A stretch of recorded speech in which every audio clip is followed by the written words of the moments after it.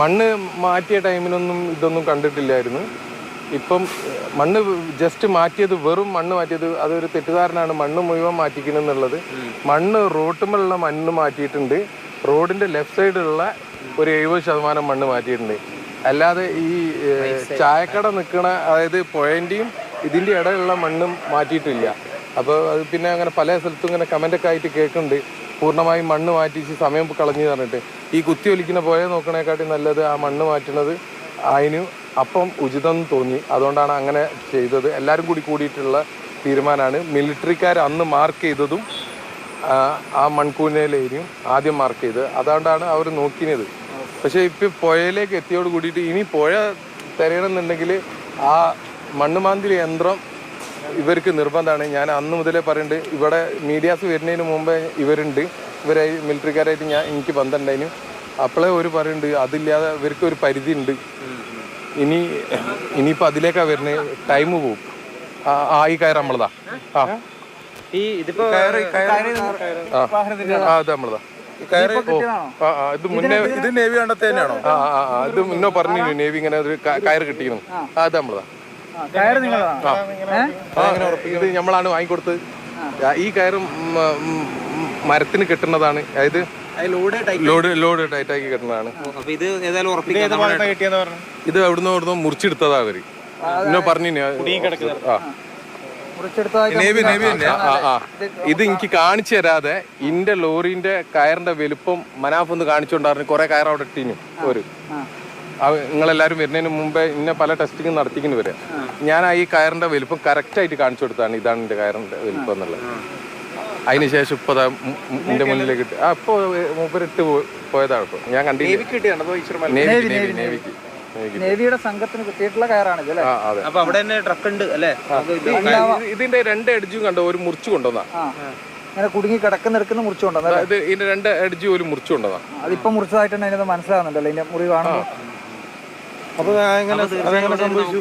ഇത് ഒരു തരാ തന്നതിനു, എന്തുകൊണ്ട് എന്ന് അറിയില്ല. എന്നോട് ഈ കയറ് കാണിക്കുന്നതിന് മുമ്പ് എനിക്ക് കുറെ അളവിലുള്ള കയറ് ഒരു പെട്ടെന്ന് നമ്മള് പോലും നോക്കണല്ലോ. നമ്മള് വെറുതെ നിങ്ങളൊക്കെ വരുന്നതിന് കുറച്ച് മുന്നേ, ഇപ്പൊ കുറച്ചു മുമ്പേ നിങ്ങൾ ആരെയും വിളിക്കാതെ എല്ലാ ട്രെയിനിങ്ങും ഇവിടെ കഴിഞ്ഞു. ഇതൊക്കെ നമ്മൾ കഴിഞ്ഞ് ഓരോ അറിയില്ല, എനിക്കറിയില്ല. ഈ ടയർ ഇപ്പൊ നിങ്ങളോട് സംസാരിച്ചുകൊണ്ട് അങ്ങനെയല്ല, ഒരു നോക്കിയതായിരിക്കും. റിസ്ക് എടുക്കണ്ടായല്ലോ ഓൽക്ക്. എനിക്ക് ഇതിന്റെ മുമ്പേ എനിക്ക് ഒരു 4-5 ടൈപ്പ് കയർ അവിടെ കൊണ്ടുപോയി വെച്ചിട്ട് ഇതില് നമ്മളെ ലോറിന്റെ കയറ് ഏതാന്ന് ചോദിച്ചു. ഞാൻ കറക്റ്റ് ഇതേ അളവ് എടുത്ത് കാണിച്ചു കൊടുത്തു. ആ കയറ് കാണണോ? അവിടെ ഉണ്ട്. ആ കയറ് ആദ്യം എടുത്ത് പല അളവിലുള്ള കയറ് അവിടെ ഇട്ടതിന് ശേഷം എന്നോട് ചോദിച്ച് ഇതില് മനാഫിന്റെ കയറ് ഏതായിരിക്കും വണ്ണം. ഞാൻ കൃത്യം എന്ത് ചെയ്യാൻ വണ്ണം തന്നെ എടുത്ത് കാണിച്ചു കൊടുത്തു. അതായത് ഈ ലോറിയിലെ ലോഡ് കയറ്റി ലോഡ് ടൈറ്റ് ആക്കിയ അതന്നെ. അത് മാത്രമല്ല, ഈ കയറ് നിങ്ങൾക്ക് നോക്കിയാൽ മനസ്സിലാവും ഇതിന്റെ സ്ട്രെങ്ത് ഭയങ്കര ആയിരിക്കും. നിങ്ങൾ നോക്കി ഇത് സോഫ്റ്റ് അല്ല ഉണ്ടാവുക. നമ്മൾ മരം കയറ്റുന്ന ഇതാണിത്. എന്തായാലും ഈ ഭാഗത്ത് സംശയിത്തക്ക രീതിയിൽ ഒരുപാട് ഇത് മുറിച്ചെടുത്ത ഭാഗം ഒരു മാർക്ക് ചെയ്ത്. എവിടുന്നായിരിക്കും മുറിച്ചെടുത്തിണ്ടാവുക? ഒന്നും നമ്മളോട് പറയില്ല. ഒരു ഭയങ്കര ഇതാണ് പ്രശ്നം. ഇങ്ങനെ തന്നെ ചെയ്ത് ഇപ്പൊ അത്ഭുതമായി. ആ സാർ എന്നോട് ആദ്യം 4 ടൈപ്പ് കയർ അവിടെ ഇട്ടിട്ട് എന്നോട് പറഞ്ഞു ആ കയർ എടുത്തോണ്ടായിരുന്ന. അതായത് ഇപ്പൊ നമുക്ക് ആദ്യം ജാക്കി കിട്ടി, ഇപ്പൊ അത് ഉറപ്പിക്കാൻ പറ്റുന്ന ഒരു ഈ കയർ നമ്മൾ തന്നെ. ആണ് ഇത് ഓർക്ക് പോയെന്ന് ഓർക്ക് എന്തോ കിട്ടിയെന്ന് പറഞ്ഞിട്ട് അത് മറച്ചു വെച്ചിട്ടാണ് ചോദിച്ചത്. അപ്പോൾ എന്തായാലും ഇത്തരത്തിലൊരു സ്ഥിരീകരണമാണ് ഇപ്പോൾ വരുന്നത്. അർജുൻ സഞ്ചരിച്ച വാഹനത്തിൻ്റെതല്ല ഈ ഒരു മെറ്റൽ ഭാഗം എന്നുള്ള കാര്യത്തിൽ ലോറി ഉടമയായ മനാഫ് തന്നെയാണ് സ്ഥിരീകരണം നൽകിയിരിക്കുന്നത്. ഇത് ആ പഴയ ടാങ്കറിന്റെ ബോണറ്റുമായി ബന്ധപ്പെട്ട് നിൽക്കുന്ന ഒരു ഭാഗത്തു നിന്നുള്ള ഒരു മെറ്റൽ പീസാണ് എന്നുള്ള കാര്യത്തിൽ അദ്ദേഹം സ്ഥിരീകരണം നൽകുകയും ചെയ്തു. മാത്രമല്ല, പക്ഷേ ഏറെ നിർണായകമായിട്ടുള്ള ഒരു കാര്യം എന്ന് പറയുന്നത് അർജുൻ സഞ്ചരിച്ച ഭാരത് ബെൻസ് ട്രക്ക് അറിയാം തടി കൊണ്ടുപോകാനായി ഉപയോഗിച്ചിരുന്ന ഒരു വാഹനമായിരുന്നു. ആ വാഹനത്തിൽ തടി കൃത്യമായി ഉപയോഗിച്ച് കെട്ടാൻ ഉപയോഗിച്ചിരുന്ന കയർ, അത് പുഴയ്ക്ക് ഉള്ളിൽ നിന്ന് ഈ കെട്ടിക്കിടക്കുന്ന ചളിയെക്കുറിച്ച് നമ്മൾ പലതവണ പറഞ്ഞിരുന്നു. ആ ചളിക്കകത്ത് നിന്ന് കണ്ടെത്താൻ സാധിച്ചു എന്നത് പ്രധാനപ്പെട്ട ഒരു കാര്യമാണ്. ആ ഒരു സമയത്ത് പോലും പലതരത്തിലുള്ള പരിശോധനകൾക്ക് മനാഫ് വിധേയനാവുന്നതിനെ കുറിച്ചും മനാഫ് പറഞ്ഞിരുന്നു.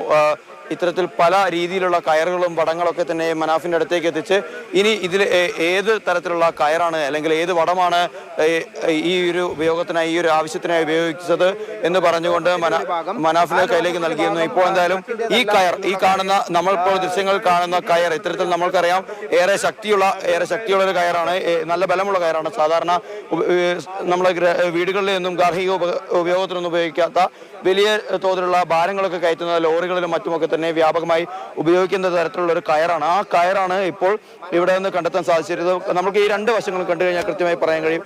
രണ്ട് വശങ്ങളിലും കെട്ടിമുറിച്ച് മാറ്റിയ ദൃശ്യങ്ങൾ കാണാൻ കഴിയും. അപ്പോൾ ആ കയറിൽ നിന്നും നമുക്ക് മനസ്സിലാക്കാൻ സാധിക്കുന്നത് ഈ കയറിന്റെ ബാക്കി കഷ്ണങ്ങളൊക്കെ തന്നെ അല്ലെങ്കിൽ ഇതിന്റെ ഈ കെട്ടിയ കയറുകളുടെ ബാക്കിയൊക്കെ തന്നെ ഈ പുഴയുടെ കെട്ടിക്കിടക്കുന്ന ചളിക്കുള്ളിൽ ഉണ്ടാവുമെന്നുള്ള പ്രതീക്ഷ തന്നെയാണ് മനാഫ് പങ്കുവയ്ക്കുന്നത്.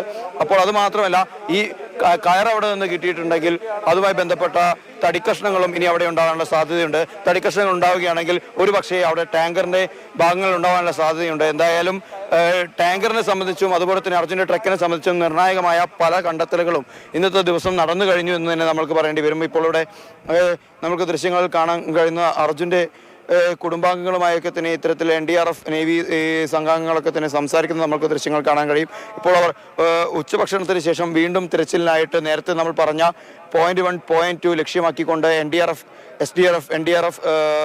നേവി സേനാംഗങ്ങളൊക്കെ തന്നെ പോകുന്നത് നമുക്ക് കാണാൻ കഴിയും. പൊതുവെ ഇപ്പോൾ എല്ലാവരും തന്നെ പറയുന്നത് കൃത്യമായിട്ടുള്ള രീതിയിലുള്ള ഒരു ഡ്രഡ്ജിങ് വേണമെന്നാണ്. ഡ്രഡ്ജിങ് ഉണ്ടെങ്കിൽ മാത്രമേ അടിത്തട്ടിലെ ചളി ഇളക്കിക്കൊണ്ടുള്ള ഒരു പരിശോധന നമ്മൾക്ക് ഇവിടെ സാധ്യമാവുകയുള്ളൂ.